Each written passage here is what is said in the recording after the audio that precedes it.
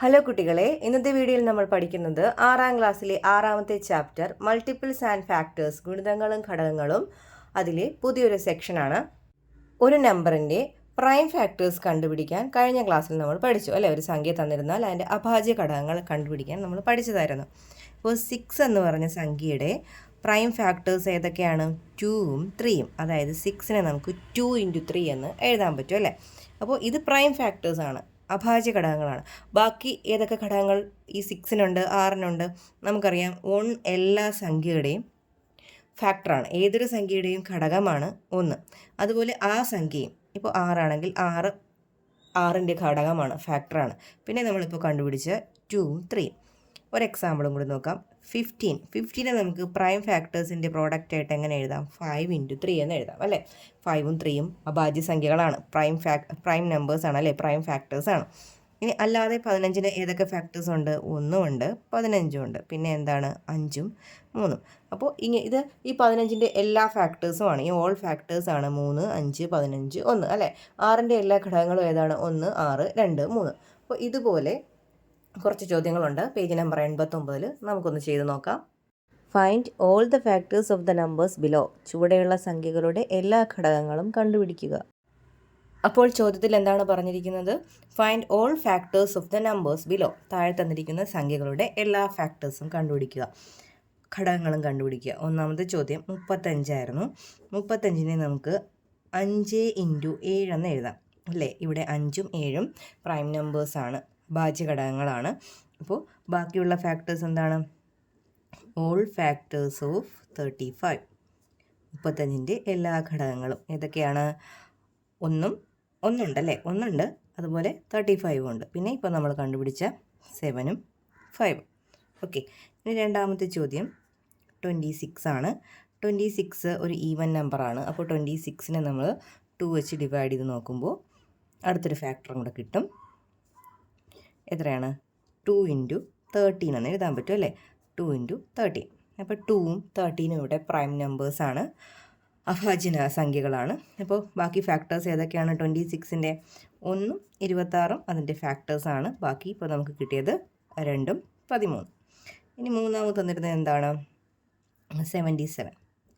77നെ നമുക്ക് 7 കൊണ്ട് ഡിവൈഡ് ചെയ്യാൻ പറ്റും. 7 ഒരു പ്രൈം നമ്പർ അല്ലേ. അപ്പോൾ 7 കൊണ്ട് ഡിവൈഡ് ചെയ്യുമ്പോൾ നമുക്ക് 11 എന്ന് കിട്ടും. 11ഉം പ്രൈമാണ്. പിന്നെ നമുക്കതിനെ സ്പ്ലിറ്റ് ചെയ്യാൻ പറ്റത്തില്ല, 7 × 11 എന്ന് മാത്രമേ എഴുതാൻ പറ്റുകയുള്ളൂ. അപ്പോൾ 77ൻ്റെ ഫാക്ടേഴ്സ്, 77ൻ്റെ ഘടകങ്ങൾ ഏതൊക്കെയാണ്? 1, 11, 7, 77. ഓക്കെ. ഇനി നാലാമത് തന്നിരുന്ന ചോദ്യം 51 ആണ്. 51 നമുക്ക് ഏത് നമ്പർ കൊണ്ട് ഡിവൈഡ് ചെയ്യാൻ പറ്റും? ഏത് പ്രൈം നമ്പർ കൊണ്ട്, അഭാജ്യ സംഖ്യ കൊണ്ട്? 5ഉം 1ഉം കൂടെ ആഡ് ചെയ്ത് നോക്കിക്കേ, 6 അല്ലേ കിട്ടുന്നത്. 6 3ൻ്റെ ടേബിളിലുള്ള നമ്പർ അല്ലേ. അപ്പോൾ 51നെ നമുക്ക് 3 വെച്ച് ഡിവൈഡ് ചെയ്യാം. 1 3 is 3, 7 3s are 21. ഓക്കെ. അപ്പോൾ 51 നമുക്ക് 3 × 17 എന്ന് എഴുതാൻ പറ്റും. 51ൻ്റെ ഫാക്ടേഴ്സ് ഏതൊക്കെയാണ്? 1ഉം 51ഉം ഉണ്ട്. ഏതൊരു സംഖ്യയുടെയും ഫാക്ടേഴ്സ് ആ നമ്പറും 1ഉം ഉണ്ടല്ലോ. പിന്നെ ബാക്കി 3ഉം 17ഉം. അഞ്ചാമത് നമുക്ക് കണ്ടുപിടിക്കേണ്ടത് 95 ആണ്. 95 5 കൊണ്ട് ഡിവൈഡ് ചെയ്യാൻ പറ്റും നമുക്ക്.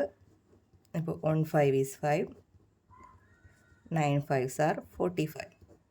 അപ്പോൾ 95നെ നമുക്ക് 5 × 19 എന്ന് എഴുതാൻ പറ്റും. അപ്പോൾ 95ൻ്റെ ഫാക്ടേഴ്സ് ഏതൊക്കെയാണ്? ഘടകങ്ങൾ 1ഉം 95ഉം ഉണ്ട്. പിന്നെ നമ്മളിപ്പോൾ കണ്ടുപിടിച്ച 5ഉം 19ഉം. അപ്പോൾ നമ്മളിപ്പോൾ ചെയ്ത ചോദ്യങ്ങളിലെല്ലാം ഒരു സംഖ്യയെ നമ്മൾ 2 പ്രൈം ഫാക്ടേഴ്സിൻ്റെ പ്രോഡക്റ്റാക്കി എഴുതിയത്, ഗുണനഫലമാക്കി എഴുതിയത്. ഇനി 3 എണ്ണം വന്നാൽ എങ്ങനെയാണ് ചെയ്യുന്നത്? അത് നമുക്കിനി പഠിക്കാം. ഒരു എക്സാമ്പിൾ, ഇപ്പോൾ 30നെ നമുക്ക് 2 × 15 എന്ന് എഴുതാം. 15 പ്രൈം അല്ല, അതുകൊണ്ട് 15നെ നമുക്ക് വീണ്ടും സ്പ്ലിറ്റ് ചെയ്യാം. എങ്ങനെ എഴുതാം?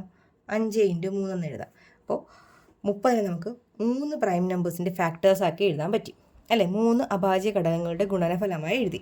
അപ്പോൾ 30ൻ്റെ ഫാക്ടേഴ്സ് ഏതൊക്കെയാണ്? 30ൻ്റെ ഫാക്ടേഴ്സ് കണ്ടുപിടിക്കാൻ 30ന് 1 ഒരു ഫാക്ടറാണ്, 30 ഒരു ഫാക്ടറാണ്. പിന്നെ അത് ഇപ്പോൾ കണ്ടുപിടിച്ച പ്രൈം നമ്പേഴ്സ് ഏതൊക്കെയാണ്? 2, 3, 5. ഇതും ഫാക്ടറാണ്. ഇനിയും ഫാക്ടേഴ്സ് ഉണ്ട്. എങ്ങനെ കണ്ടുപിടിക്കുന്നത്? ഇതിലിപ്പോൾ പ്രൈം ഫാക്ടേഴ്സ് ഏതൊക്കെയാണ്? 2ഉം 3ഉം 5ഉമാണ് അഭാജ്യ ഘടകങ്ങൾ. ഈ 2 കൊണ്ട് ഇവയെ രണ്ടിനെ ഇൻറ്റു ചെയ്യുക അല്ലേ, ഗുണിക്കുക. 2 × 3 6, അതുപോലെ 2 × 5 10. അപ്പോൾ 2 കൊണ്ട് മൾട്ടിപ്ലൈ ചെയ്ത് കഴിഞ്ഞു, ഗുണിച്ച് കഴിഞ്ഞു. ഇനി ബാക്കിയുള്ളത് 3. 3 ഇൻറ്റു 2 ഉണ്ട്, എഴുതിയിട്ടുണ്ടല്ലേ. ഇനി നമുക്ക് 3 ഇൻറ്റു 5. കണ്ടോ, ഇതെല്ലാം ആരുടെ ഫാക്ടേഴ്സാണ്? 30ൻ്റെ ഫാക്ടേഴ്സാണ് അല്ലേ.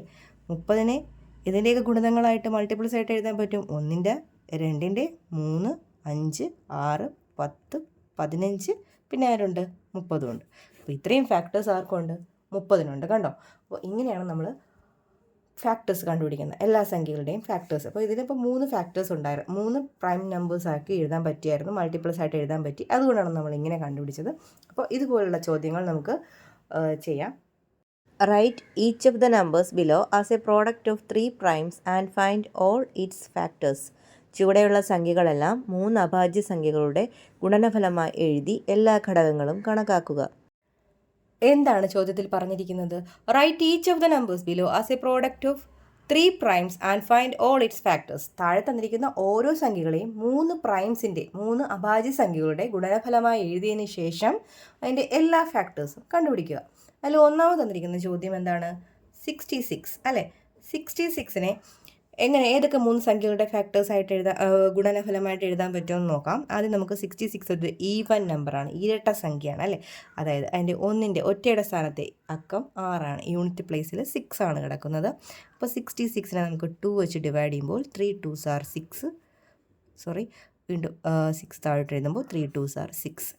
അതായത് 66നെ നമ്മളിങ്ങനെ കഴിഞ്ഞ ക്ലാസ്സിൽ നമ്മൾ പഠിച്ചല്ലോ. 66നെ നമുക്ക് ഇങ്ങനെ 2 വെച്ച് ചെയ്യുമ്പോൾ എന്ത് കിട്ടും? 33 എന്ന് കിട്ടും. 33 രണ്ടും 3 അല്ലേ. അപ്പോൾ നമുക്ക് 3 വെച്ച് ഡിവൈഡ് ചെയ്യാമല്ലോ. 3യും 3യും കൂടെ ആഡ് ചെയ്ത് നോക്കിക്കേ, 6 അല്ലേ, 3യുടെ ടേബിളിലുള്ളതല്ലേ.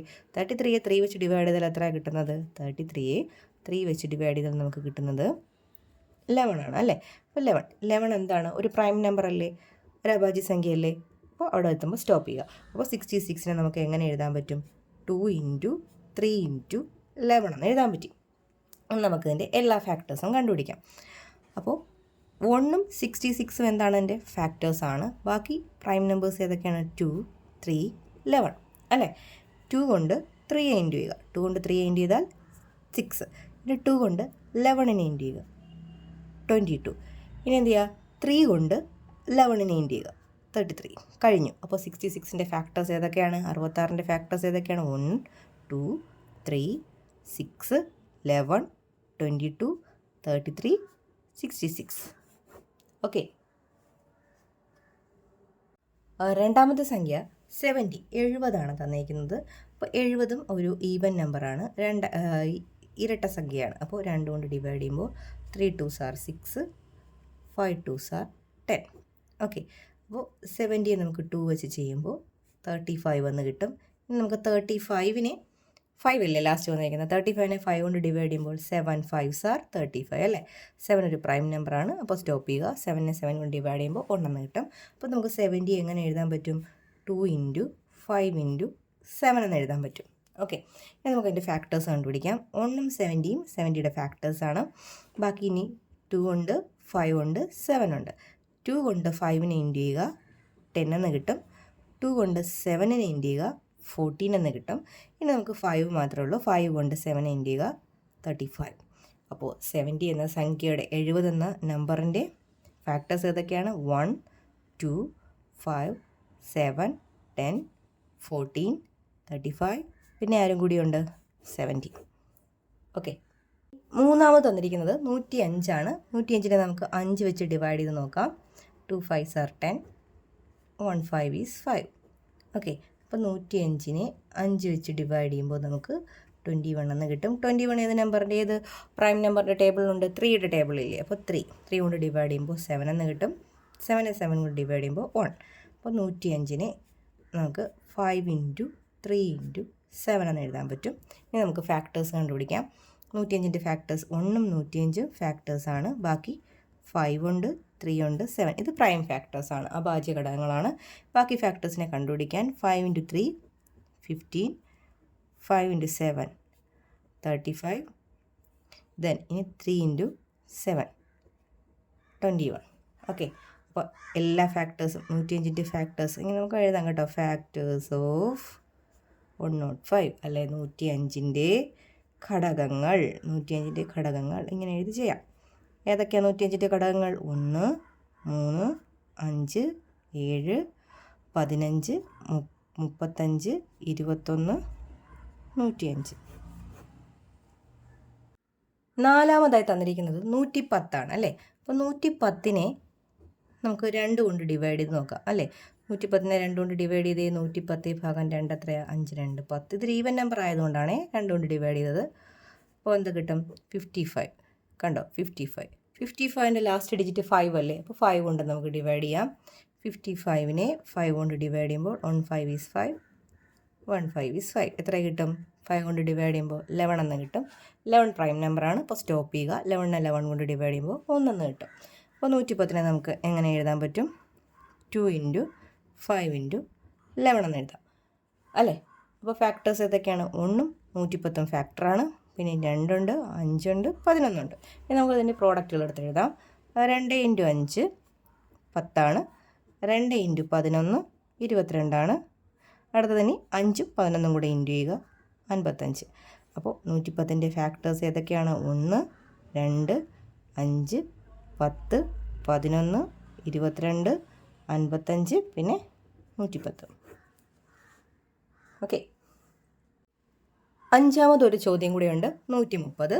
130 ഈവൻ നമ്പറാണ്. 130നെ നമുക്ക് 2 കൊണ്ട് ഡിവൈഡ് ചെയ്യാം. 6 2s are 12, 0, 5 2s are 10. അപ്പോൾ 130യെ 2 വെച്ച് ഡിവൈഡ് ചെയ്യുമ്പോൾ നമുക്ക് 65 എന്ന് കിട്ടി. 65 5ൽ എൻഡ് ചെയ്യുന്നതാണ്. അതുകൊണ്ട് 5 കൊണ്ട് ഡിവൈഡ് ചെയ്ത് നോക്കാം. 65നെ 5 കൊണ്ട് ഡിവൈഡ് ചെയ്യുമ്പോൾ 1 5 is 5, 3 5s are 15. ഇവിടെ 5 കൊടുക്കുന്നു. 13 പ്രൈം നമ്പറാണ്. 13നെ 1 × 13 മാത്രമേ എഴുതാൻ പറ്റുകയുള്ളൂ അല്ലേ.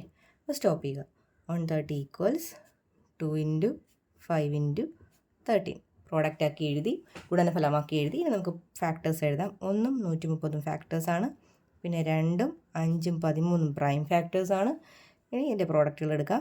2 × 5 10, പിന്നെ 2 × 13 26, പിന്നെ 5 × 13. 5 × 13 എത്രയാണ്? 65. അപ്പോൾ ഇത്രയുമാണ് 130ൻ്റെ ഫാക്ടേഴ്സ്. ഏതൊക്കെയാണ് ഫാക്ടേഴ്സ്? 1 ഉണ്ട്, 2 ഉണ്ട്, 5 ഉണ്ട്, 10 ഉണ്ട്, 13 ഉണ്ട്, 26 ഉണ്ട്, 65 ഉണ്ട്, 130.